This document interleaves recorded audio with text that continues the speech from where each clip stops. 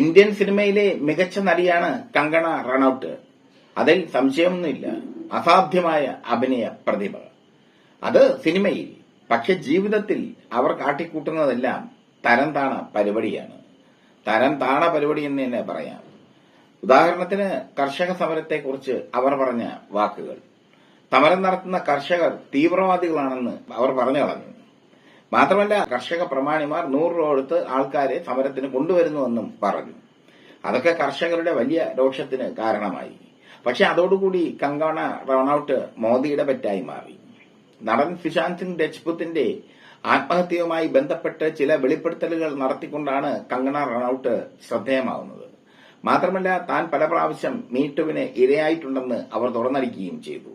അങ്ങനെയൊക്കെ ഒരു റബലിന്റെ പരിവേഷമുള്ള കങ്കണയെ ബിജെപിയിലേക്ക് ആനയിച്ചു മോദി. പക്ഷേ മോദിക്കിപ്പോൾ അത് ഇരട്ടി വിനയായി മാറിയിരിക്കുന്നു.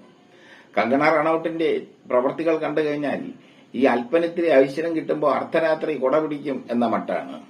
ഹിമാചൽ പ്രദേശിലെ മണ്ഡ്യ മണ്ഡലത്തിൽ നിന്നാണ് അവർ ജയിച്ചു കയറിയത്.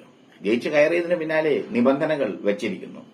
തന്നെ കാണാൻ വരുന്നത് ആരായാലും അവർ ആധാർ കാർഡ് കൊണ്ടുവരണമെന്നാണ് ഒരു നിബന്ധന. ആധാർ കാർഡുമായി വന്നാൽ മാത്രമേ കങ്കണയെ കാണാൻ പറ്റൂ. മാത്രമല്ല, അവരുടെ ആവശ്യം നേരത്തെ തന്നെ വെള്ളക്കടലാസിൽ എഴുതി നൽകണം.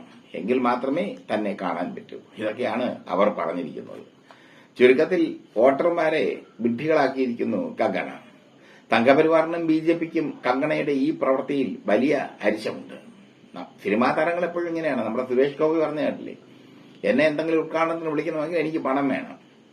കങ്കണ മറ്റൊരു രീതിയിൽ പറയുന്നു, അവരെ കാണാൻ ആരെങ്കിലും പറഞ്ഞെങ്കിൽ ആധാർ കാർഡ് വേണം. ആധാർ കാർഡിന് പുറമെ അവരുടെ ആവശ്യം വെള്ള പേപ്പറിൽ എഴുതി നൽകണം. എങ്കിൽ മാത്രമേ നടപടി ഉണ്ടാകൂ. ബിജെപിയും ആർഎസ്എസും കങ്കണയെ തിരുത്താൻ പല പ്രാവശ്യം ശ്രമിച്ചുവെങ്കിലും തന്റെ നിലപാടിൽ ഉറച്ചു നിൽക്കുകയാണ് കങ്കണ റണൌട്ട്. എന്തായാലും മോദിക്ക് ഇത് വലിയ പാരയായി മാറിയിരിക്കുന്നു. പലരും പറയുന്നത് സ്മൃതി ഇറാനിയുടെ ശാപമാണ് മോദിക്ക് കങ്കണയിലൂടെ ഭരിച്ചതെന്നാണ്.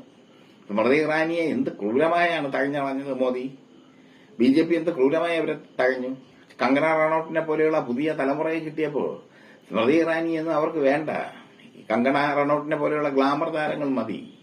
എന്തായാലും അങ്ങനെ കൂട്ടുമ്പോൾ ഈ കങ്കണ റണൌട്ടിനെ പോലെ രാഷ്ട്രീയത്തിന്റെ അലകും പിടിയും അറിയാത്ത ഒരു വ്യക്തിയെ മന്ത്രിയാക്കുമ്പോൾ അവരിൽ നിന്ന് ഇതല്ല ഇതിനപ്പുറവും പ്രതീക്ഷിക്കണം.